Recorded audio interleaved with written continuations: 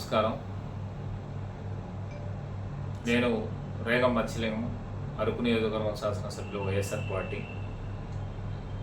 నిన్న నాపై వచ్చినటువంటి ఎన్టీవీ తప్పుడు ఆరోపణలతో కూడుకున్నటువంటి ఒక వార్త అనేటటువంటిది వైరల్ అవ్వటం మీరందరూ చూస్తూనే ఉన్నారు. నేను రాజకీయాల్లోకి రావడానికి ఈరోజు ఈ స్థాయిలో ఉండడానికి ప్రధానమైనటువంటి కారణము వైఎస్ఆర్ పార్టీ అధినేత జగన్మోహన్ రెడ్డి గారు. సో ఆయన్ని వదిలి వెళ్ళే ప్రసక్తే లేదు. ఒకప్పుడు ఆయన దగ్గర వదిలి వెళ్ళేటటువంటి పరిస్థితి వస్తే నేను రాజకీయాల నుంచే తప్పుకుంటానేమో తప్ప పార్టీలు మారే ప్రసక్తే లేదని చెప్పేసి మీకు ఎవరైతే నా మీద తప్పుడు ఆరోపణలు చేస్తున్నారో, ఏ టీవీ అయితే నా మీద వ్యతిరేకంగా వార్తలు రాస్తున్నదో వాళ్ళకి మరి హెచ్చరిస్తున్నాను. ఒక్కసారి మీరు ఆలోచించుకోండి.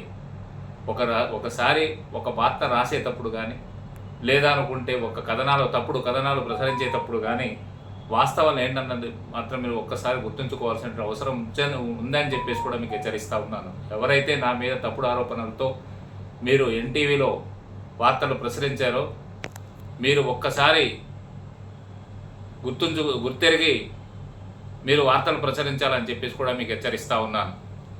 ఎందుకంటే ఈరోజు నేను వైఎస్ఆర్ పార్టీ ఎమ్మెల్యేగా గెలవడానికి, లేదా కూడా వైఎస్ఆర్ పార్టీ ఈరోజు బలంగా అరకు నియోజకవర్గంలో ఉండడానికి ప్రధానమైనటువంటి కారణం ఆ పార్టీకి బలము అన్నీ కూడా జగన్మోహన్ రెడ్డి గారే. ఆయన హయాంలోనే నేను ఈరోజు రాజకీయాల్లో వచ్చాను. ఆయన నాకు ఒక సముచితమైనటువంటి స్థానాన్ని ఇచ్చారు. కాబట్టి దాన్ని పదిలంగా నేను నిలబెట్టుకోవాల్సినటువంటి బాధ్యత నా మీద ఉందని చెప్పేసి కూడా మీకు హెచ్చరిస్తూ ఉన్నాను. అలాగే నా రేగం కుటుంబము జగనన్నతోనే ప్రయాణం చేస్తుందని కూడా మీకు తెలియజేస్తూ ఉన్నాను.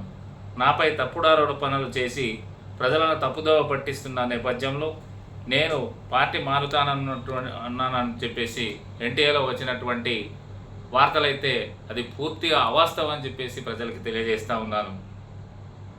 అరకులో వైసీపీ ఈరోజు పార్టీ బలంగా ఉంది.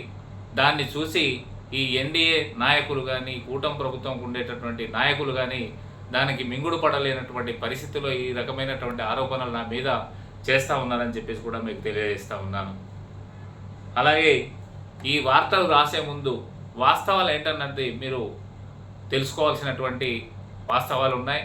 అలాగే నిజంగా నిర్ధారణ చేసుకొని మీరు వార్తలు ప్రచురించమని చెప్పేసి కూడా మీకు తెలియజేస్తూ ఉన్నాను.